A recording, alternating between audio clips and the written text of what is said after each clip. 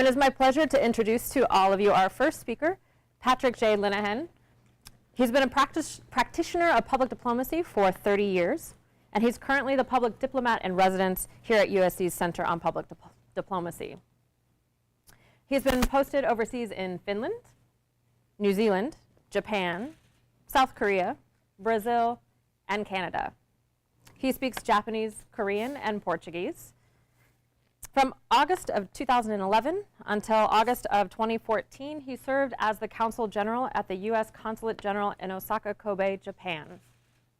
And in July of this year, Patrick and his husband, Emerson Kanagusuke, published the book Fufuinman in Japan, and he will talk to you about that in his talk. Tonight, I placed this here because I can. And what I mean by that is, I have been a practicing diplomat for 30 years. When I joined the State Department in 1984, the Chief of Security briefed my class, and he said, "There's no room for homos in the Department of State. If you're queer, you're out." And my first reaction was I wondered what I got myself into.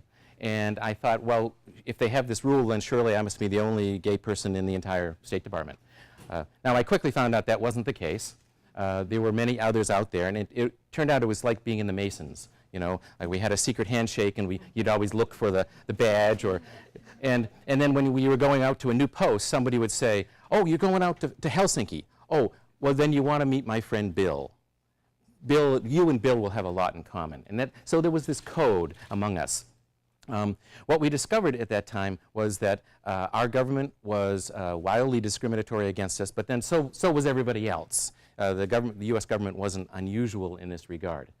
In fact, in the year I was born, 1953, the United States government fired 5,000 federal officials in a thing that was called later the Lavender Scare.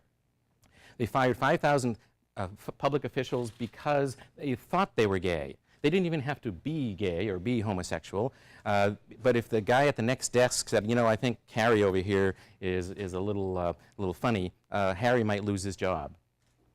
It may surprise you, of course, to know, though, that to this day, in perhaps half of the United States, about 25 of the U.S. states, you can still lose your job for being LGBT. But my narrative today is that I came in a time past when being gay was something, there were no gay people in the State Department. We never talked about it. It wasn't on the U.S. agenda. It wasn't even conceived of as a right. And we've made remarkable progress since that time. We made it in many ways. Many things have changed. The State Department itself has changed. The people in the department have changed. American society has changed. And the world has changed. So that's a lot of change. And what happened within the department, I can tell you that slowly people like me started to find one another. And we realized, oh, I'm not the only one. And we organized. And in 1992, diplomats in the State Department and the other foreign affairs agencies formed a group called GLIFA, Gays and Lesbians in Foreign Affairs Agencies. And you know, there is strength in numbers. They used to say that you know, there are no gays, there are no gay people, or they used to say no homosexuals in the State Department. Well, because nobody asked, and nobody said anything, of course, because they knew that if you said it, you'd lose your job. So, but gradually, through GLIFA, we became present. What we had to first do was grab our own identity. We had to, and then form a group identity. And then we had to lobby for our rights. So within the department, diplomats, lesbians and gay men, and were working to achieve their identity within the department, and they sought meetings with management of the State Department. And they addressed concrete things, like, for example, when I joined the service, and well, when I first met my husband in later years, I found it particularly galling that my husband Emerson would go with me to a new post, and I would have to buy his plane ticket. The State Department would pay for my dog to fly from Brazil to Canada, but they wouldn't pay for my spouse because he was an unrecognized spouse. But I'm getting ahead of myself here. So as we organized through the 90s, we became visible on the radar screen of the department, and they started to consider changing the rules about how they treated us. At the same time, the gay people, LGBT people around the world were gaining visibility, and the concept that, first of all, LGBT people exist, and that LGBT people may actually have rights, started to develop. Now, in 2002, something remarkable happened. I had been a single man until I was 49 and a half. And then on one magic day in June of June of 2002, I met a young Brazilian named Emerson Kanagusuke. And he became first my partner and then my husband. And that day, June 8, 2002, is still the happiest day in my life. With perhaps a close runner-up was May 5th of 2007 when we got married. But when Emerson and I first met, and I had to declare him to the State Department, and I had to take him in to meet the ambassador to get the seal of approval. And the ambassador, Howard Baker, a lovely gentleman, a former politician, he couldn't have been nicer. He couldn't have been more welcoming. And we suddenly felt welcomed into the State Department, but we still had no rights. In 2002, there wasn't a state in America that recognized same-sex marriage. We had no rights within the department. My partner could receive no benefits whatsoever. But things started to change. And when Emerson and I moved, after we met in Japan, we moved to Brazil, where I was stationed in Brasilia. Then we moved to Canada, and then we moved to Korea. And it was in Korea that we made a great friend there. There was a Korean actor named Hong Suk Chung. Tony was the name he went by. So Tony, we were talking to Tony, and he was the first public figure in Korea to ever come out. And the day he was on all networks, he had 5 different TV programs going at once, and he was the most popular guy, most popular comic in all of Korea. And then one night on a talk show, the interviewer asked him what. He said, well, so what, are you gay? And he said, yes. And the next day, he lost all of his jobs. He was fired from every network in Korea. And for 10 years, Tony was in the wilderness. He didn't exist. He was a non-person. And he had to slowly make a comeback. And we asked Tony, when we met him and became friends in Korea, we said, well, you know, we want to do what we can to help LGBT people here in Korea. You know, we're not the ambassador yet, but we're public figures, and people see us sometimes. What could we do to help? And he said, be visible. And this is the most important thing, that when it comes to LGBT rights advocacy, visibility is key. The first thing you have to do is you have to have your identity. You have to recognize your own identity. And you have to be confident in your identity. You have to be proud of it. And then you have to share it with your group. But then you have to take it beyond that. And you have to be visible and advocate. So we took Tony at his word, and when we arrived in Japan for my next assignment as the U.S. Consul General in Osaka, in our foreign service, the higher you go, the more visible you are. So every embassy has an ambassador, every consulate has a consul general, and that's the senior person. And it's the ambassador or consul general whose face goes on the website and whose biography goes on the website. Now, I had never had my biography on an embassy website. I had served 10 overseas missions to 6 different countries, but it was never me. I was never the guy. I had never had my bio on the front page of the website. And these bios are they're formulaic. You know, it always says something like, Ambassador Smith is married to Mrs. Smith, and they have 3 little Smiths, and they live in Washington, D.C. So my bio said, Consul General Linehan is married to Mr. Emerson Kanagusuke of Brazil. They live in Nishinomiya, Japan, with their 2 beagles. Now, in my opening press event, it's customary when you arrive at a new post, the first thing you do is a press event, and you talk about your mission, and they learn a bit about you. And all the Japanese had copies of my bio, the reporters, they had a copy of my bio in Japanese and English, and they were asking simple questions like, where did you come from, and how do you like Japan so far? And then they say, oh, by the way, this last paragraph, it says you have a husband?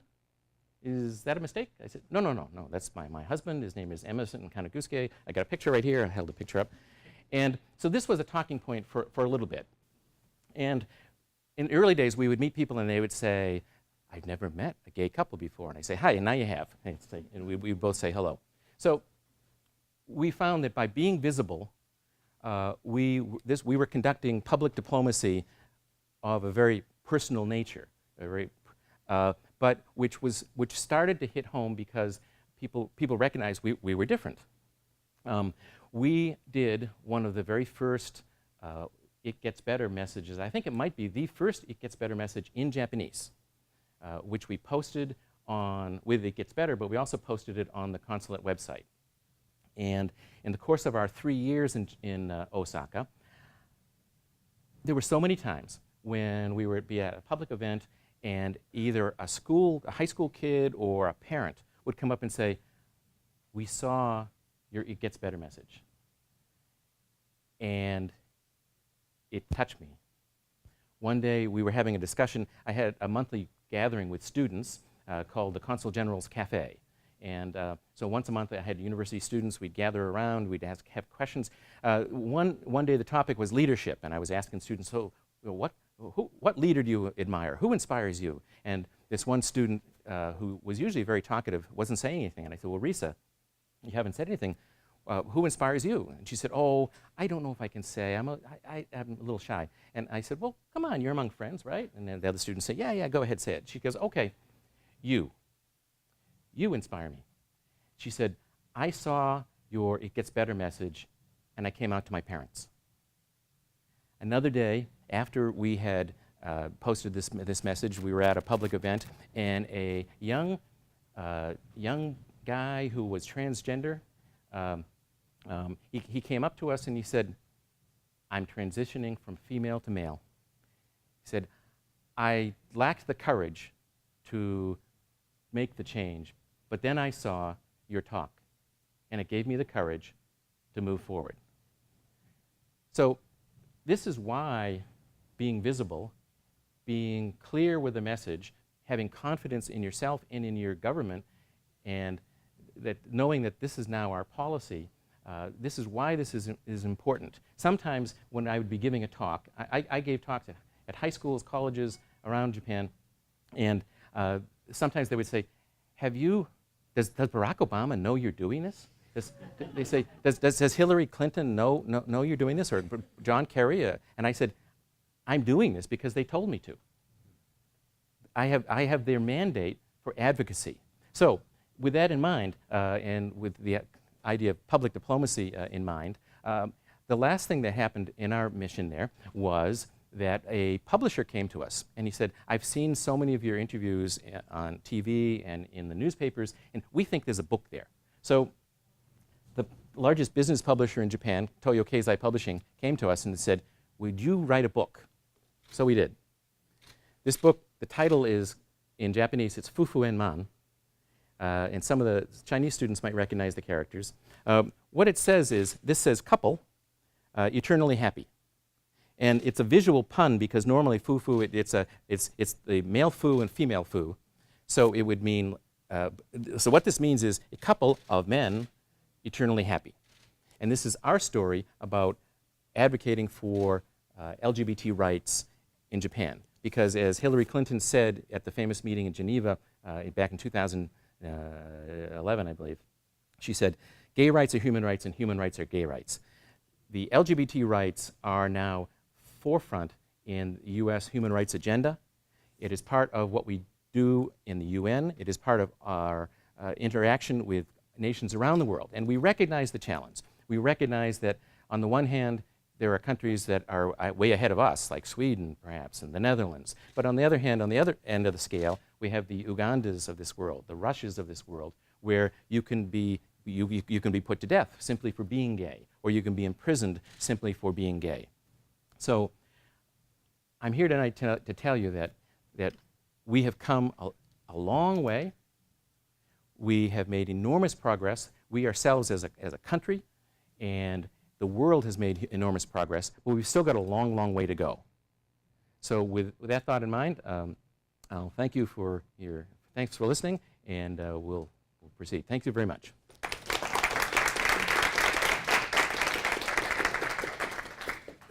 It's my honor to introduce our next speaker, Douglas Janoff.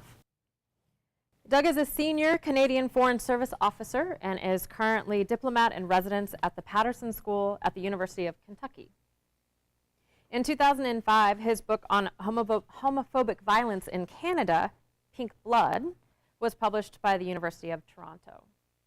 He is a PhD candidate in Canadian Studies at Carleton University in Ottawa, and his dissertation focuses on multilateral diplomatic engagement around the issue of LGBT human rights.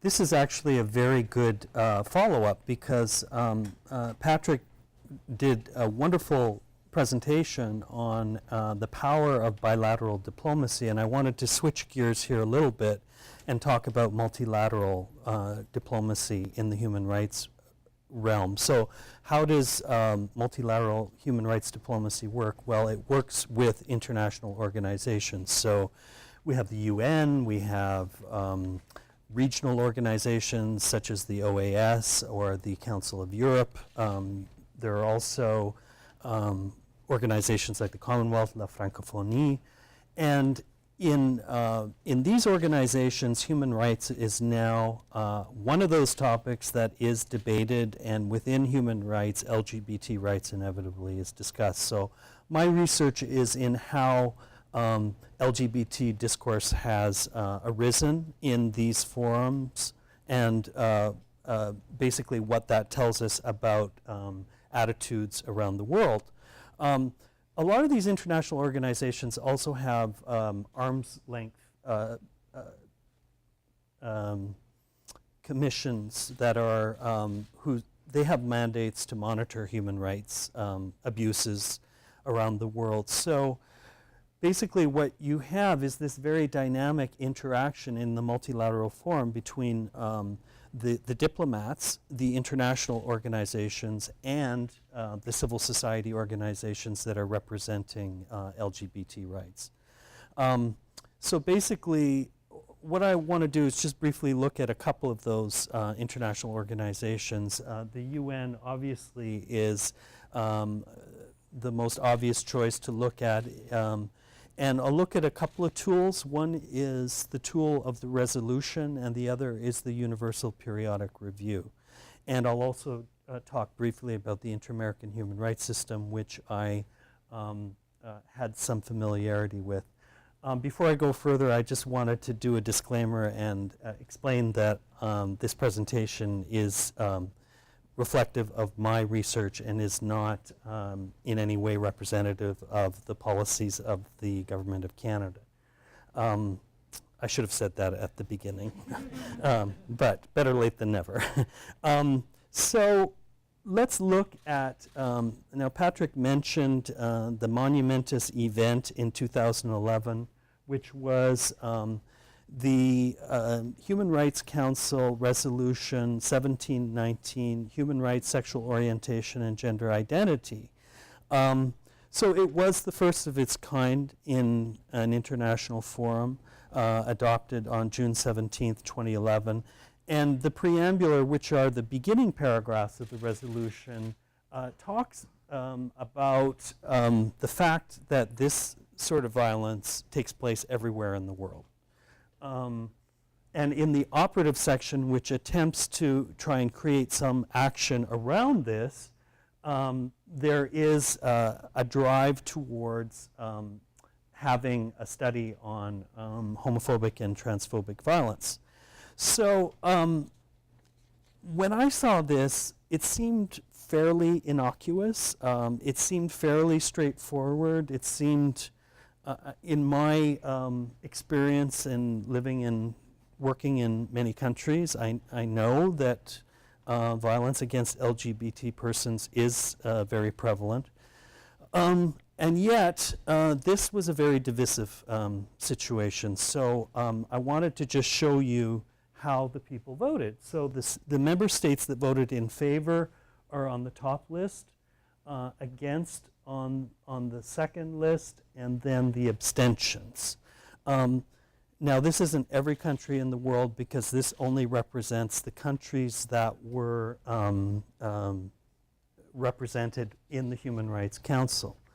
But you can draw a few conclusions from this, and that is, so, you know, when you look at which states supported this resolution, and if I'm going too fast, I would just urge you to go online and you can get a copy of that resolution just by looking up HRC 17/19.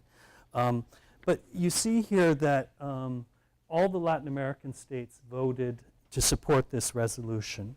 All the European states supported it except for Russia and Moldova. The Asian states supported it except for Bangladesh, Malaysia, and the Maldives. The African states were all against it except for Mauritius. The Arab states all voted against it. All predominantly Muslim states voted against it. And so did all the Commonwealth states voted against it except for Mauritius and the UK. And this seems to confirm some recent research that was conducted by the Pew Research Center by Richard Wyke. And this information was recently, Mr. Wyke blogged on this, and it's on the CPD website. And the survey found homophobic attitudes among 92% of those polled in the Middle East and 87% of those polled in Africa. So it's interesting to see the correlation between the attitudes of people, citizens in those countries, and how that reflects with the diplomats. The next tool that I wanted to just briefly touch on is this UN report. It's, and I won't go into all the details about it, but it's a very comprehensive report which discusses international instruments, violence, the discriminatory laws in 76 countries around the world, including 5 with the death penalty, and various discriminatory practices. It's a very depressing read, but it's it's an excellent tool, especially to be used while teaching. And then the next tool is the UPR, the Universal Periodic Review, which is a peer review mechanism which is used to kind of give a report card on the human rights records of all 197 member states. So every 4 months, there are more states being reviewed, and the states are given open-ended questions in advance, and then they're grilled for 3.5 hours. So this was the question that was asked by the UK was, what is the government of Russia doing to ensure the protection of the rights of LGBT people, including through assessing the potential consequences of the proposed federal legislation outlawing homosexual propaganda. However, the member state is not obligated to actually answer the question.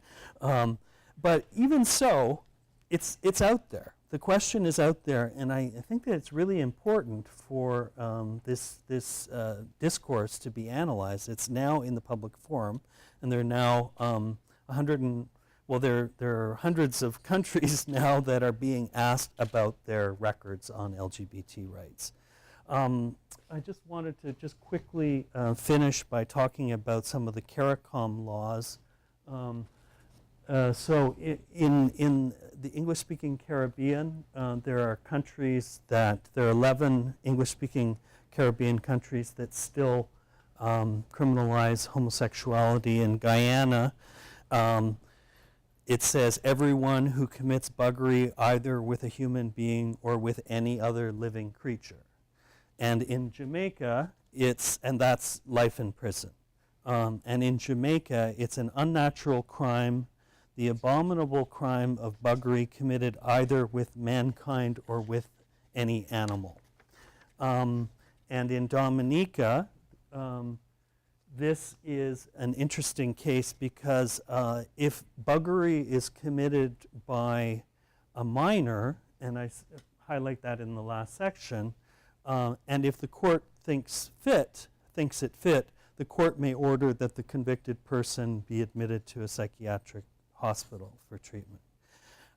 So basically what comes out of this, if you analyze some of the patterns here, is there's an association between homosexuality and bestiality. There's an association between homosexuality and mental illness. And there's an association of homosexuality and prostitution in some other laws that I didn't have time to put up there. But for example, in Trinidad and Tobago and Belize, there are laws, immigration laws, that prohibit the entry of, and the quote is, prostitutes and homosexuals, unquote.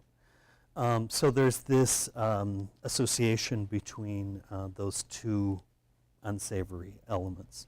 And I wanted to end on that depressing note, simply just to tell you that this is what the activists are up against in the world. This is we're talking legal language, we're talking about changing the hearts and minds of legislators. And in my observation in this area, it's local activists in countries that have experienced this who know best how to the discourses that are emerging and how best to deal with these. But of course, they're going to need a lot of support in order to overcome these challenges. So thank you. Our final speaker on this amazing panel of experts is Monica Trascendes. Monica is the director of the Spanish language and Latino media at GLAAD. As a spokesperson, she has done interviews on local, national, and international news programs, including CNN in Español, Telemundo, and Univision, and for many radio and print outlets. She has worked on various projects, including an important 2010 study that found growing support among Latinos for LGBT issues and people. She was born in Uruguay and grew up in California. She has a BA in International Relations from UC Santa Barbara, an MFA from Emerson College, and is also the author of the novel Broken Like This. Thank you so much for inviting me to be with you tonight. It's a real pleasure. I'm going to share a little bit about what I've learned in working with advocates in Latin America. I work primarily with advocates in the U.S., with Latino and Spanish language media, and with advocates in the U.S. So that is my area of expertise. And I want to say that by no means are we sort of there in the United States. We have a lot of work to do, because there's still a real lack of media representation of LGBT people in both Spanish language and English language media. So there's a lot that GLAAD is still doing in English language media and in this country. But I have had the pleasure of working in Latin America a little bit. So I'd like to share that with you, some of the changes I've seen, and a couple of anecdotes actually about some experiences in Guatemala and then in Argentina. So I went to Guatemala in August. Actually, I was taken there by the State Department. So I was very happy to be able to be part of what others have talked about in terms of the advocacy that the State Department is taking part in. So I went to Guatemala. I was the speaker at a conference around LGBT rights. And the day before, the photo on the left on the top is a luncheon that was hosted by the embassy of LGBT advocates. And I was really impressed with everyone there, but especially one person who's sort of in the back. She's a blonde transgender woman. I don't know if you can see her on the right in the back. She's talking. Actually, we're all looking at her. She was fantastic. She had a lot of energy. She was very excited about what her organization was doing, very dynamic. Sadly, the very next day, which was the beginning of the conference, we heard that she'd been in a car accident. She was not hurt. Thankfully, no one was hurt. But she drove her car into a gate. You can see the photo there on the right, into a gate in front of a cathedral. So because she's a transgender woman and she drove her car into a cathedral, she was on the front page of a local paper, on the floor, her hands sort of in front of her. It was like Abu Ghraib. It was awful. It was so degrading. And so this wonderful person who was so proud to be part of this, this organization and to be part of this conference, is on the front page of a paper in this way, just because she's transgender, because there's no way that if she was not a transgender woman, they would have done that. So I just want to share that with you because these advocates, that's the world that they work in. And also, the U.S. Embassy invited local media to cover the event, and no one came on the day of. A couple of online publications did stories before, but no one actually covered the event. And the folks at the embassy said to me, I can't believe this. Every time the embassy invites the media, they come. But with this issue, they said, no, that's a controversial issue. We're not covering it. We're just not covering it.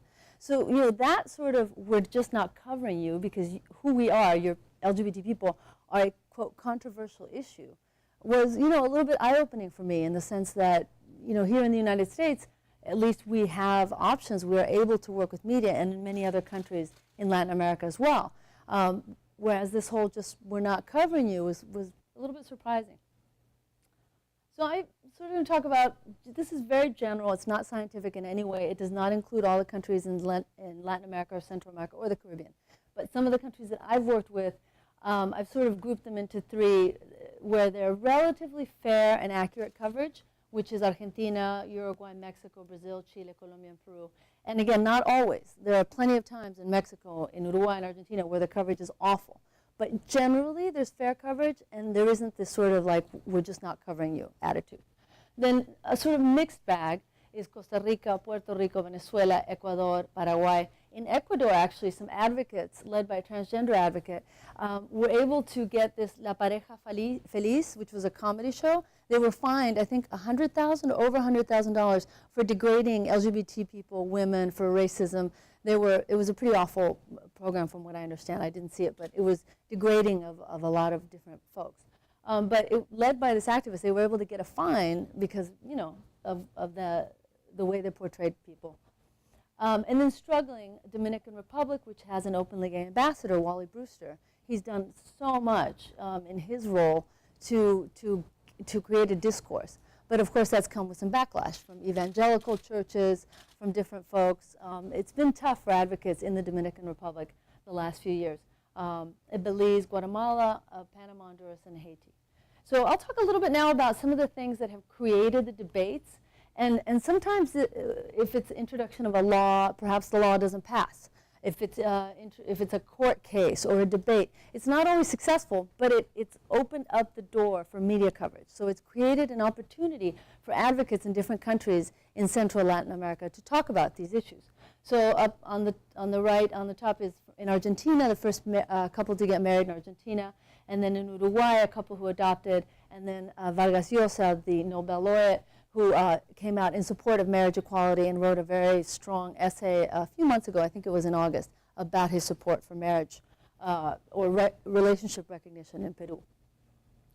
Other things that have created the opportunity for discussion are high-profile campaigns. I just want to share that with you because I thought it was so interesting. This is from Chile, and Movil did this series of signs signs out in public parks and different very high trafficked areas.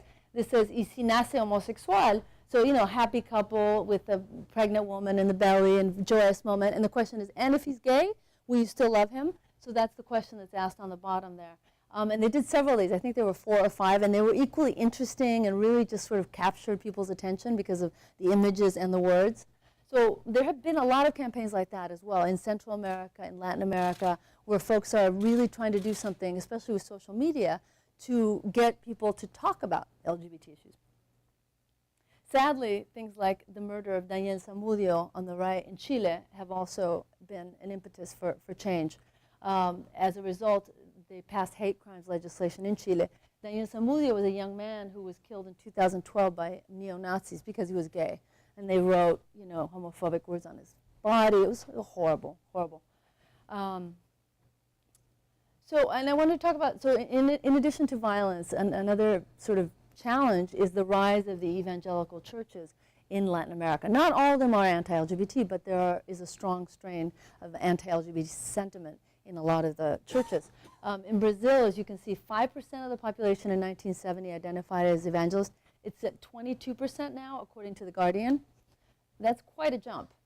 Even Dilma Rousseff, who just won re-election, is said to have really started talking about God and talking about faith in order to bring evangelicals to the party.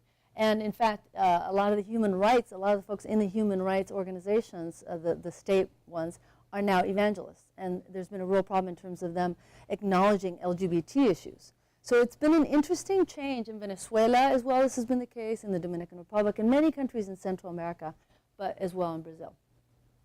So I wanted to just end with a more sort of positive anecdote. I went to Argentina in August, and this is the stage. It's Teatro Maipo in Buenos Aires. Maipo, no? My friend from Argentina, which is a beautiful theater. They televised this. It's an awards ceremony, kind of like the GLAAD Media Awards, where they were acknowledging and celebrating really great LGBT images and coverage in media. So the biggest stars in Argentina were there. It was a beautiful celebratory event, and it was televised, which is really amazing. It's a televised event. My cousins have family who lives in Argentina, Buenos Aires. They saw it. They were so excited about it.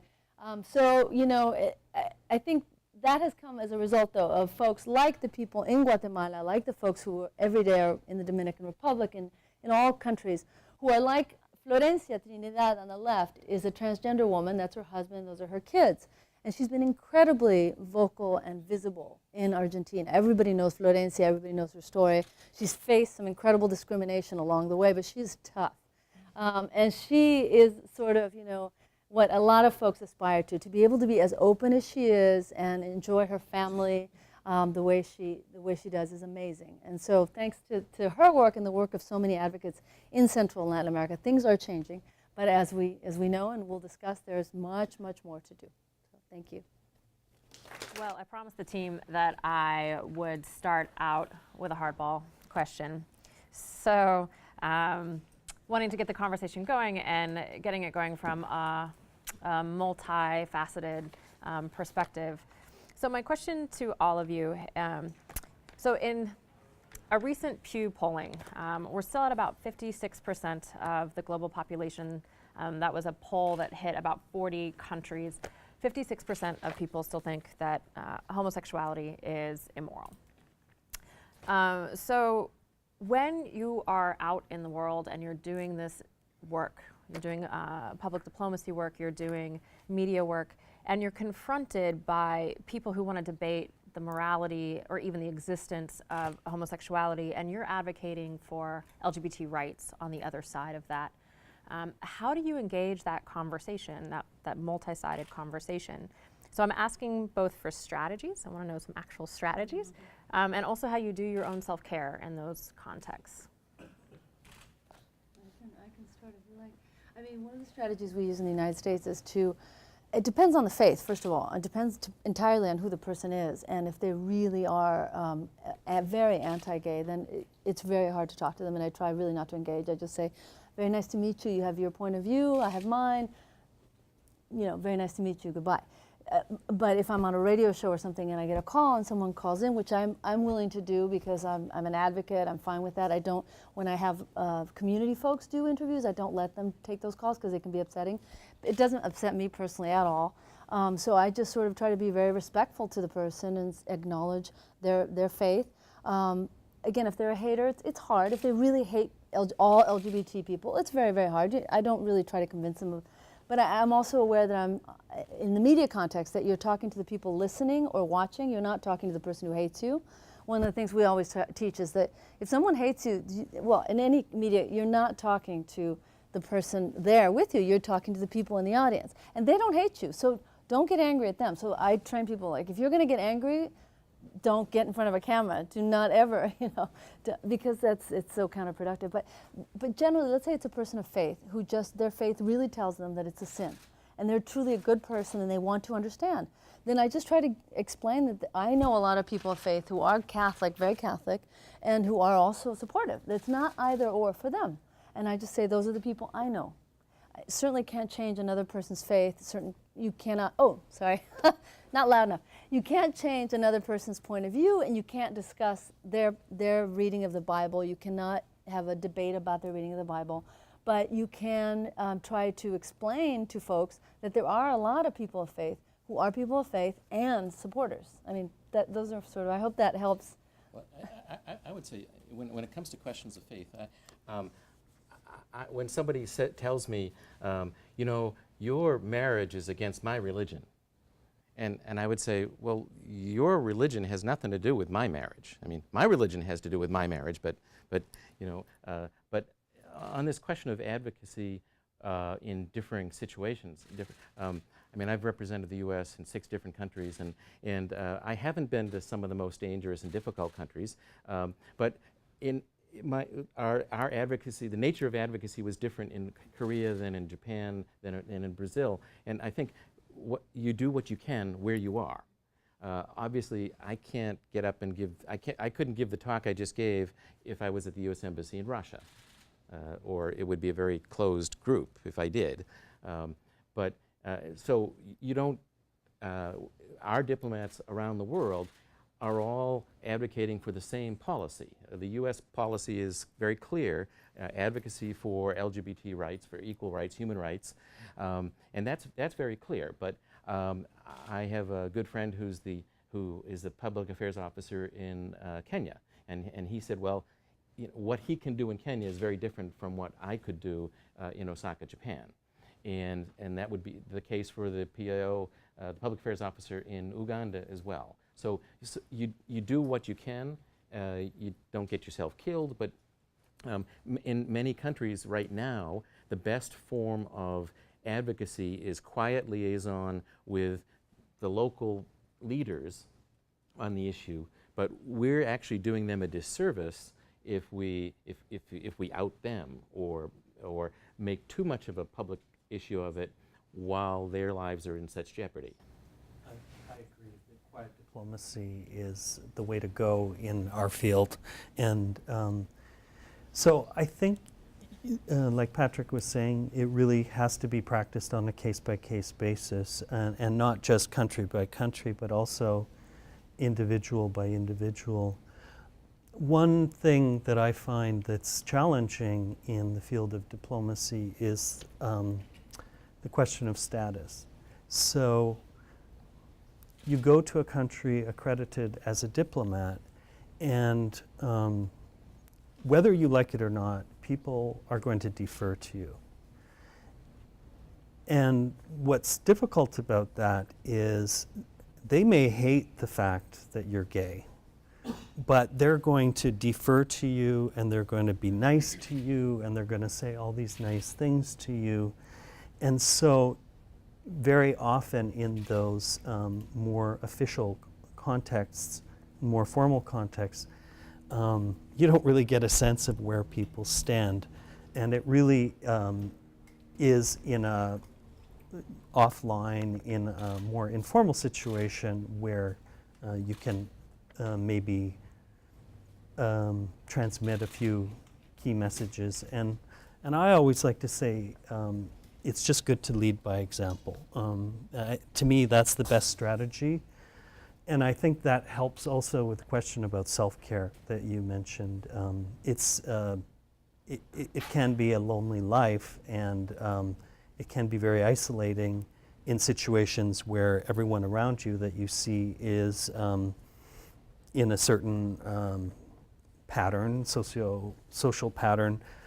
So I think you have to be strong within yourself, and I know I've done a lot of research in the area of violence against LGBT persons, and I was at a place where I was not grounded, and I found that the violence that I was researching, I began to take that on, I began to internalize that, and that eroded my own sense of self. So I feel like the stronger and the more grounded I am, the more good that I'm able to do globally.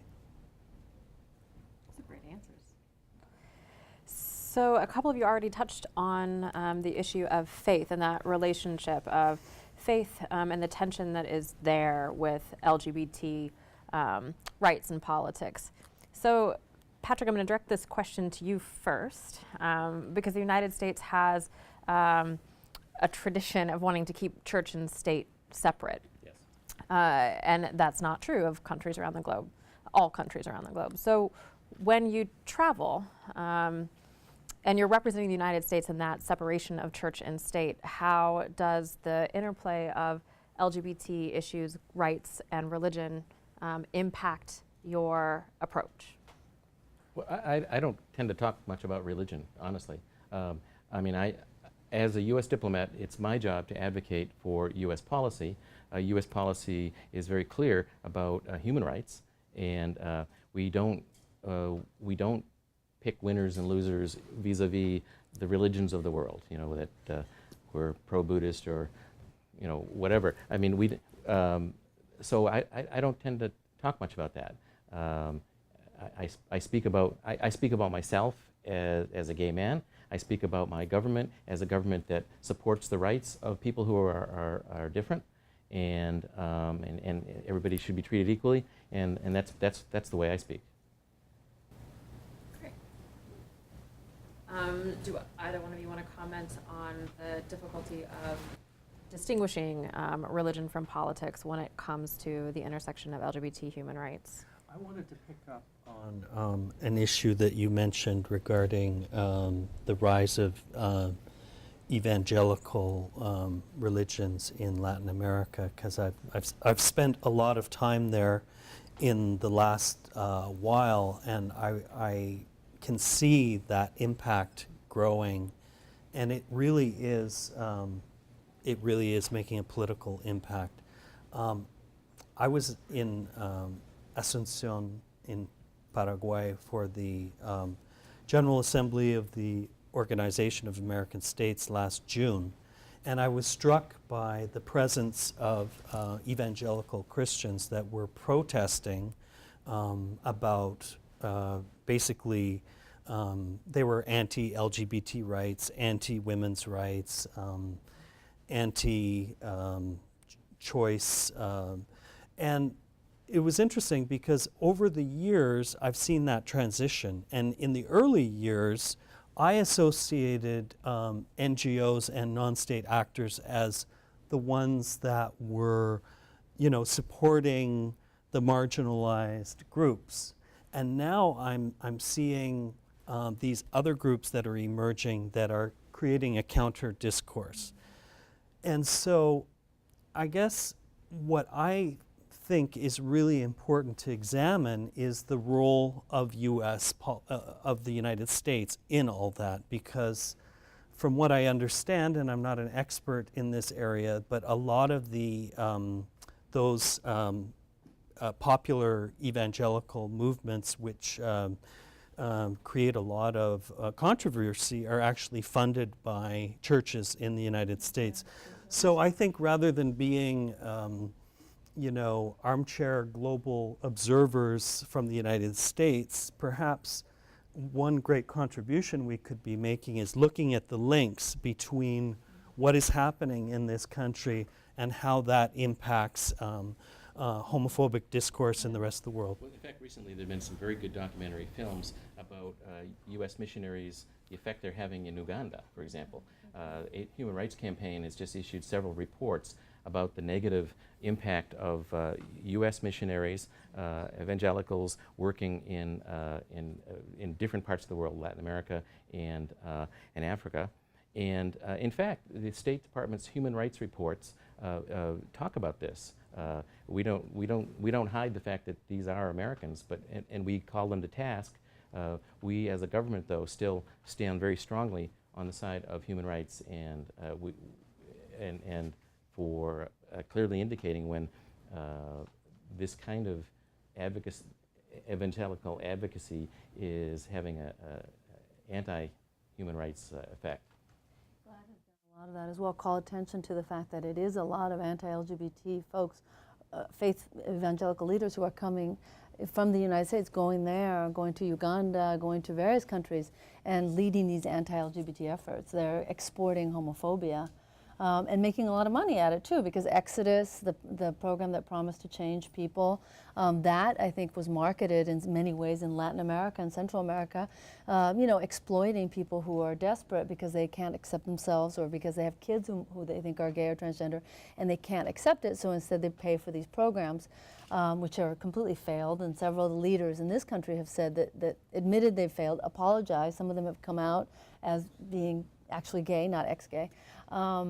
So yeah, it's really unfortunate, and it's important for us to point that out, that role of the U.S. Anti-gay leaders and what they're doing, and the fact that they're taking the money they make in this country and sending it over there and hurting so many people. The film God Loves Uganda is great in that sense, and so many others, as you pointed out, but that's something that GLAAD does too, is call attention to that, because, you know, a lot of folks don't know that. Well, what was striking in that film, I thought, too, was the negative effect it has on on American young people who get dispatched as messengers of hate. So this exportation of homophobia, that is a common conversation among American activists at this time. We're aware of how homophobia is being exported. And much of the global discourse and frustration with LGBT identities are that those themselves have been exported identities, that they are Western constructs, right? That they come out of European psychoanalysis, European sexology, American politics, and that they're popping up in places around the globe that they would have never naturally arisen. And so that kind of frustration with the Western exportation, can you speak to that? Can you speak about running into that and how you address that? Well, you sound like Vladimir Putin.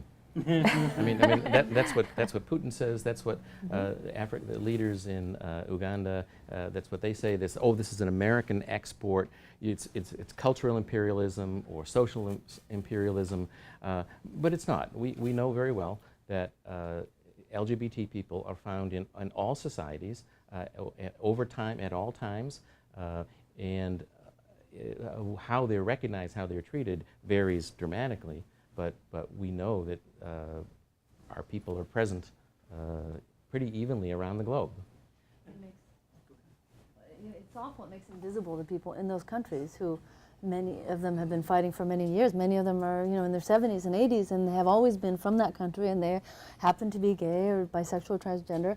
So it's awful. It makes them invisible, and it's scapegoating. Obviously, it works. Sadly, we've seen that in every country, including this country, scapegoating of different groups.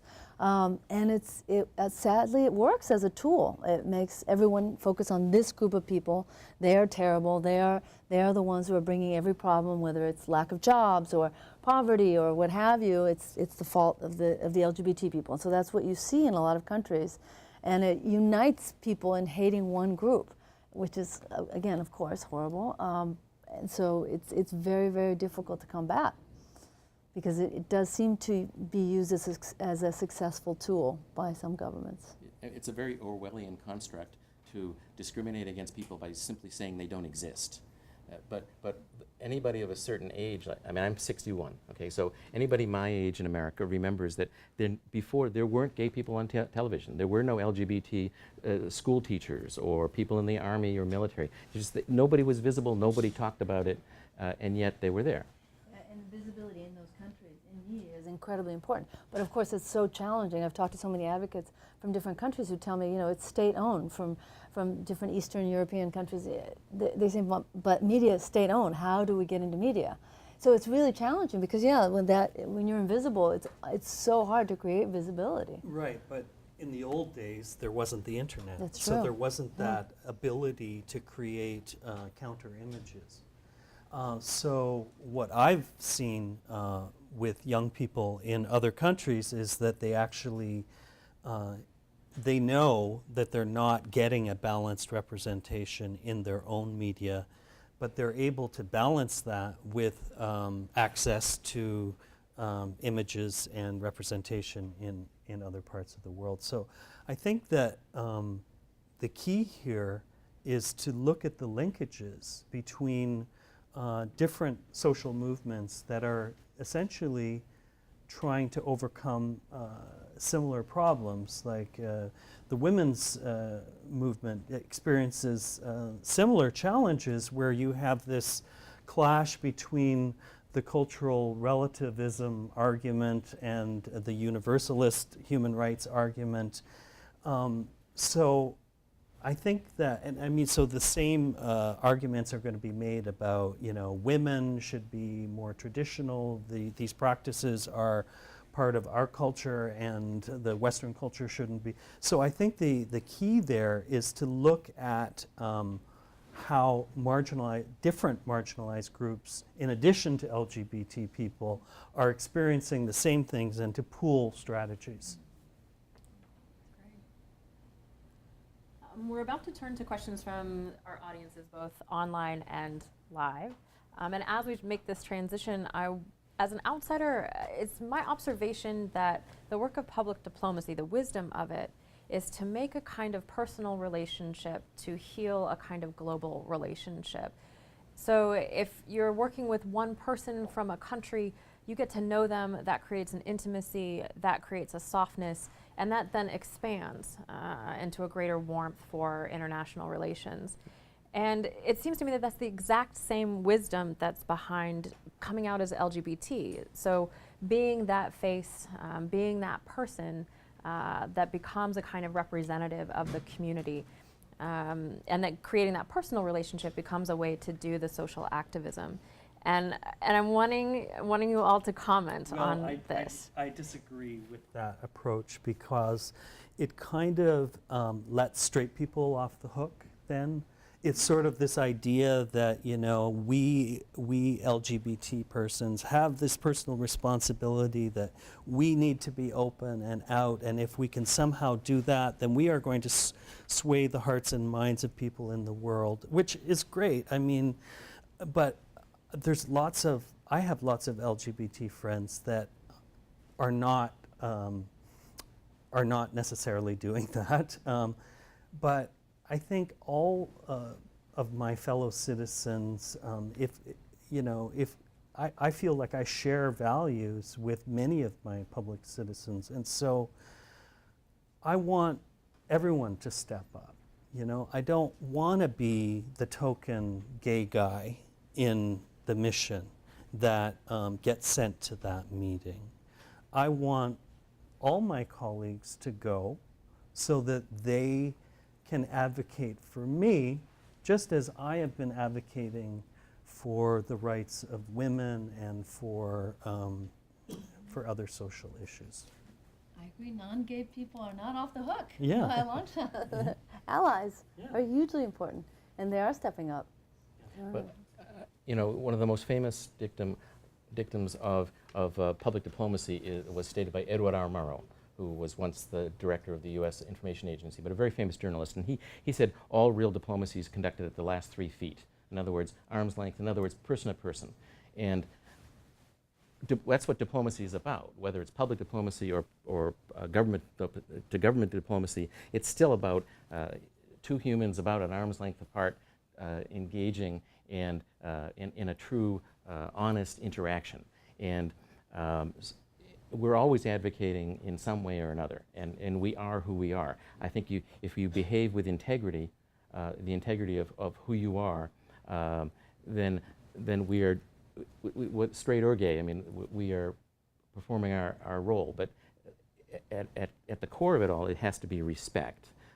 I will respect your identity if you'll respect my identity. So I think we gain respect and gain understanding of difference when we respect other people's difference. It's really hard to hate someone you know.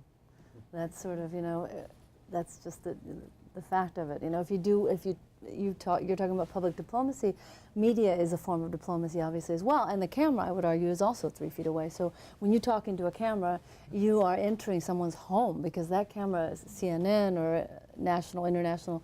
They're taking you into someone's home. So you've entered as an LGBT person, and if you're a decent person, you're nice enough, you're respectful, they're probably not going to hate you. In fact, their minds are going to open up and get to know you a lot better.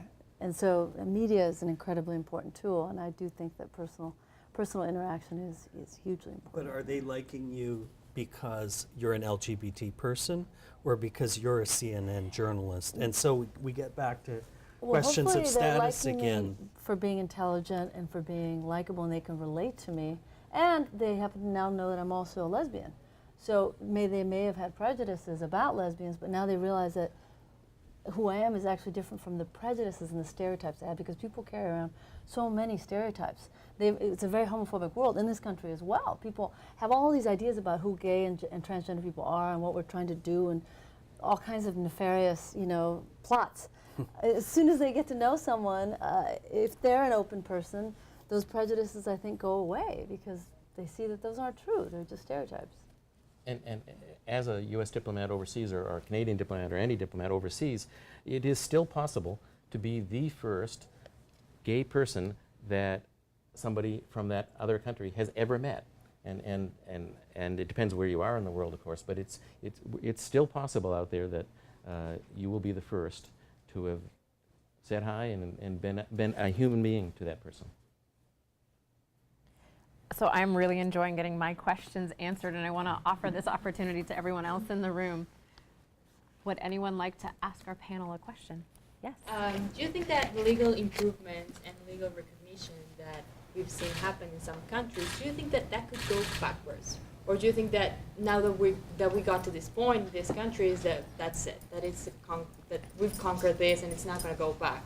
I'm asking this in particular because, as it was mentioned before, I'm from Argentina, and we're very much forward in this area, but what I think also happens is that the current government, the current administration that has been supporting all these new measures, it's a lot of talk that they do this because it's progressive. So it looks nice, and it doesn't, maybe not the whole population is behind it, maybe the people don't actually support it, but the government does it anyway. So do you think that this conquest, these legal frameworks that give LGBT people rights, do you think that once you get there, that they are there and they're not going to go backwards, or do you think that it's a struggle that you need to keep on doing? I think legal protections are very, very important, but cultural change is what changes your daily life, right? I always say, if I'm hit on the street for walking along with my partner by the hand, I want the police to come, I want there to be a hate crimes investigation, but what I would prefer is not to be hit. I would like acceptance in society. So I do think that it's a bigger battle, because if there isn't societal acceptance, then you can go backwards. And I think as a minority group, just numerically, you are always in danger of going backwards. Even women who are not necessarily a minority group in some countries, you see their rights go back. It's too easy to find a group and target them. Like I said earlier, they're the root of all the problems. So if a government comes in that says, oh, I know the root of our problems, it's modernity, women driving and voting, it's gay people, blah, blah, blah, blah. Yes, it can go backwards. Sadly, I think it can always go backwards. But, the more people who come out, back to that thing of, the more people who know LGBT people, the harder it will be for them to allow that kind of backward, for that to change, because then it'll be, hey, my brother, you're talking about criminalizing my brother or my mom or my sister? No. Well, so that's a huge, the importance of people coming out and saying, I am gay or transgender. We saw it go backwards here in California. Yeah. You had same-sex marriage, and then you didn't.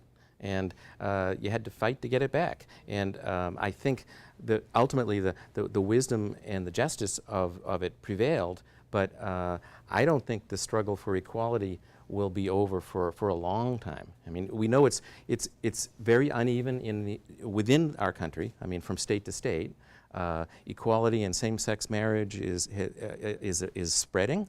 We're up to 35 states now, but it's hard fought, and will definitely have to be nurtured along the way. I don't think we can't take it for granted. And then around the world, the disparity of equality is even broader. So I think we're a long way from saying, hey, all done. I agree with what both of the panelists have said, and I would just add that I think your answer is in history, and all you need to do is read history. And one important book is called The Rise of the Gay and Lesbian Movement by Barry Adam, who is a Canadian sociologist, and he tracks the LGBT movement from the late 19th century, and you have only to look at what happened during the Nazi era to realize that there was that that historical moment. If you look at a movie like Cabaret, and you see that there was really this freedom in Germany at that time, or there was an opening of space for those new voices, and that was completely blocked and reversed. So I think you just can't be too complacent. So our next question is from an online participant. What are the thoughts from the U.S. in terms of what the EU brings to the table on LGBT rights in third countries? I think we recognized we've got a lot to learn from other countries. I think I said in my remarks that we're not at the front of the pack in terms of LGBT rights and equality. There are countries we can learn from, like the Netherlands and Denmark, and there are countries that have understood the justice of equality longer than we have. So I think there's a lot of respect for work and the situation in the EU and other countries that are more progressive than we are. I couldn't agree with you more. And as a Canadian living in the U.S. during the marriage debate, it was a real eye-opener for me because, you know, in Canada, same-sex marriage has been legal for at least 12 years, and all discrimination against LGBT persons has been illegal since then. And yet, when the Supreme Court decision was handed down, was that 2 years ago? You know, someone came up to me and said, "Oh, you're from Canada. Do you have same-sex marriage in Canada?" I'm like, "Honey, we invented this, okay? You know, like, we've had this for a dozen years, and for you, it's this novelty." And suddenly the U.S. gets religion, and suddenly it's the greatest thing since sliced bread, and now they want everyone in the world to have it, you know? So I think it's important to learn what other countries have been doing in this area. This question specifically for Patrick, given your service in Japan. And as I guess three disclaimers. Firstly, I watched your TEDx talk, which I enjoyed immensely. Secondly, I skim-read your book. And thirdly, I lived in Japan for 10 years, which is why I'm particularly interested in your views on LGBT issues in Japan. It always struck me that Japan really doesn't have a lot of homophobia. I had a couple of gay friends in Japan. Nobody is troubled by takarazuka or kabuki. You know, you can walk as a LGBT person around the streets of Shinjuku Nichome without being in fear of your life. So it seems to me, also chiming in with your own experience, that when you first went to Japan and had to introduce yourself, you were seen as an oddity, but you seemed to attract curiosity rather than any malice. So it seems to me, and it seemed to me for a long time, that Japan is potentially an open door, and yet still legally in Japan, and one can't be a legally married same-sex couple. So I just wondered about your experience, the work you did specifically in Japan, and where you think Japan may be going. Well, I would say Japan is progressing rapidly, and actually they're way ahead of where they even think they are. I would give talks in Japan, and invariably at the end of the talk, the Japanese would say, "Well, okay, we heard you. You did your story. Now do us. Tell us about us." And they would say, "Do you think we're ready for equality?" And I would say, "You are more ready than you think you are." And they'd say, "Well, why do you say that?" And I would say, "Because my husband Emerson and I have been here for 3 years, and you have invariably treated us kindly, with respect. You've heard our opinion. You've welcomed us to your homes. You've shown us hospitality. And it's not just because we're diplomats, and it's not just because we're foreign, but I do think there's a willingness to respect people. What is lacking in Japan is an understanding of being different. And that's much broader than just, it's not just LGBT people who are different. You can be too tall, too short, your English can be lousy, or you can have, maybe you don't speak Japanese. I mean, you can be different in so many different ways. And in Japan, there's this huge pressure to be the same. So I think we did not experience any pushback about being gay, but we did find that the Japanese gay people, LGBT people themselves were unwilling to be too upfront, too out, too open. So that very important principle of sort of owning your identity and living it, and you can't advocate for it if you don't own up to it, you know. And so I would say, if I was speaking specifically to a gay rights group, and I spoke to a lot of them, I would say, you know, it's up to you guys and gals. I mean, it's, you know, the LGBT people of Japan need to gain their equality, like the right to marry, the right to other legal recognition. You have to gain this by your own advocacy. If you don't work for it, then other people aren't going to work for it. So, but I agree with you. It's a respectful place towards LGBT people, but you know, they don't talk about it enough yet. You were talking about the evangelical church. So would you say that religion is the greatest impediment to the progression of LGBT rights? Or are there other social structures in place that kind of contribute to homophobia? So, like, if religion was out of the picture, would there still be homophobia? And if so, what would it be based on? Depends on the faith. I mean, there are a lot of faiths that are changing and that are allowing for, you know, accepting that they have LGBT people within the faith and re-examining their points of view on that. You know, I think we just saw a Pew study that showed that religiosity does have there is a connection, a big connection between religiosity and negative feelings about LGBT people. So the more church going, the more, you know, certain Muslim countries, it's, you know, the negative levels are very high in terms of acceptance of LGBT people. You know, I'm optimistic by nature, so I like to think that things are changing. I see the Catholic Church is changing slowly, very slowly, but you know, there's reason to believe that there's change.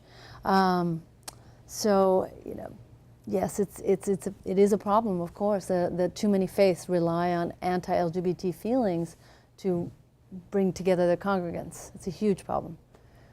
But I mean, the question is, take the religion away, and is the homophobia still there? Absolutely. I mean, we're talking the institutions, the structures that shape societies, so media, schools, universities, all these institutions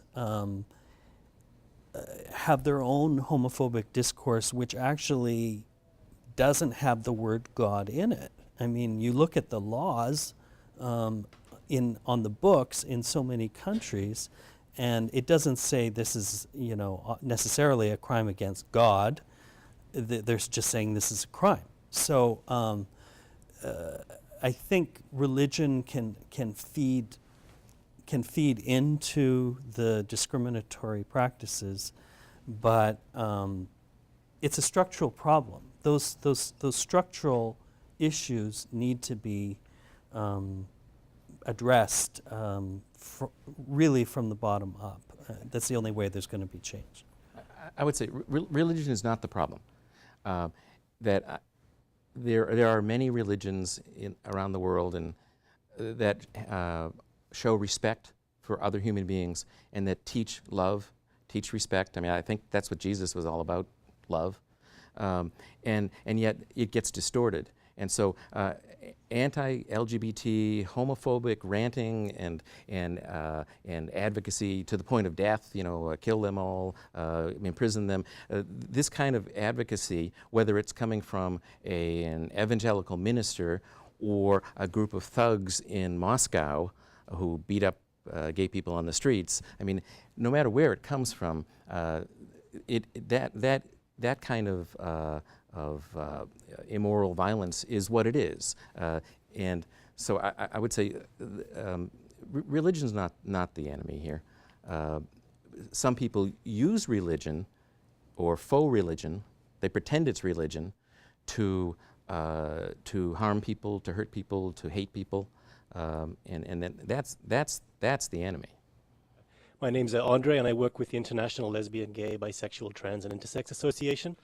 and we're based in Geneva, Switzerland, and my work is involved very much in the United Nations. I'm there every day, almost, and I was very much involved in the 2011 resolution that was mentioned earlier on this evening, and I've just a kind of an information update and then also a question. You might all be happy to hear that there was just a few weeks ago, there was an update resolution where actually, whereas the vote back in 2011 was 23 in favor and 19 against, that in 2014, we managed to get 25 in favor and 14 against. So we went from a margin of 4 victory to a margin of 11, which is a huge increase. And governments that we saw changing their minds over time, Vietnam and the Philippines both became yes. And other countries started to drop their opposition and move to an abstention. We saw Kazakhstan, Sierra Leone, Benin, Congo. This is where my question comes. I'm just interested to hear what countries you think might be the next on the horizon who currently are seen as being hostile or traditionally not people that we would think would be supportive or abstaining, and who do you think might be the next ones to come on board? Thank you. Well, I had just mentioned briefly the English-speaking Caribbean countries before, and I have to say I'm not an expert. I do not speak on behalf of people working in that region. What I have seen is over the years, there has been a dynamism among the advocates in that region. I think that Jamaica was very unfairly labeled as the most homophobic country in the world by Time magazine many years ago. And I think it was unfortunate. I think it really created a setback among people that were really striving for change. And so, for example, the case that I mentioned, there are countries now where there's litigation taking place in Belize, where they're taking on this law in the courts. And in Trinidad, there is a Jamaican activist who is going to an international court to challenge the Trinidadian law because he believes that as a member of Caricom, that he has the right to access Trinidad, and he's saying, I'm a homosexual and you're discriminating against me. So I believe that there's a lot of hopeful work, there's a lot of work, and there's a lot to be hopeful for that's going on within these countries. I would say change is happening in surprising places. You mentioned Vietnam. I'm happy to hear that they've changed. The new U.S. ambassador to Vietnam just had his vote in the Senate 2 days ago, and he's gay. He will be going to post with his husband and their new adopted baby. So we will be proudly represented by a gay man at the embassy in Hanoi. And just last week there was news that the mayor of Seoul, Korea, he said he hoped that Korea would be the first nation in Asia to have same-sex marriage. I never thought I would hear that from a senior politician in Korea, but there you have it. I think change is in the wind, and it'll probably come in some surprising places. You mentioned something real quick about different groups that are marginalized to pull their resources together, and I can't, correct me if I'm wrong, but what I believe is that feminist movement and LGBT movement have a lot in common, and their fate is kind of intertwined. And so I was thinking if there's a way to, have a message that they both can easily back, and I was thinking in terms of moving or promoting a shift from that gender binary mentality to gender identity spectrum, so a spectrum of sexual orientation and all that. And do you think promoting a message like that would bring more supporters, more people to the game, or do you think that might hinder LGBT advocacy? Thank you. That's really I think at the crux of what's happening in social movements around the world now, and there are tendencies to want to for social movements to conform more to traditional cultural stereotypes, because that is the way that they move forward. I mean, we saw this in the US and Canada in the LGBT movement, that the guys in the suits and the gals in the suits were the ones that, you know, marched on Washington and put forward certain images. So I think that it's good in theory, your idea, but I think in reality there's a danger that there's always that danger that things can become more divisive and more fractious. Oh, you know, I think in a lot of countries they have worked together closely. I think in Argentina they have. I think in Central America they are, because reproductive rights are very much obviously threatened in Central America in some countries. So there is a natural tendency for women's groups, or not tendency, but there is the ability, and oftentimes they do work together. Overall, too, with different groups in this country as well, our interconnectedness and our different identities, I think it is starting to happen more, and people are starting to realize that we have connections between movements as immigrants, as LGBT people, as women, as people of color, people of faith. So it's starting to happen more and more, but it really depends on the country. Each country is very different. I think in Guatemala, human rights activists around genocide and so many things happen there have worked with the LGBT movement. They've come out very strongly in support of LGBT movement and people, and so that's a wonderful thing to see. So I think absolutely it's a great strategy. And I would second that. I would say that human rights are human rights are human rights, okay? And the LGBT rights movement of the last 30 years has borrowed heavily from the playbook of the civil rights movement and of the women's suffrage movement. One of the reasons I think the LGBT rights movement has been sort of telescoped, and I think we've had quicker success perhaps than previous rights movements, is that we learned from past experience, and we built on the success of the past, and we showed respect for those who went before and taught us how to fight for our rights. That is all the time we have. I'd like to thank everyone for being here tonight, all of you in our live audience and all of you on our online audience. I'd like to thank the Center on Public Diplomacy here at the University of Southern California. And before we send you all off to have a great evening or a great rest of your day, depending where you are on the globe, will you all please join me in thanking our panelists this evening.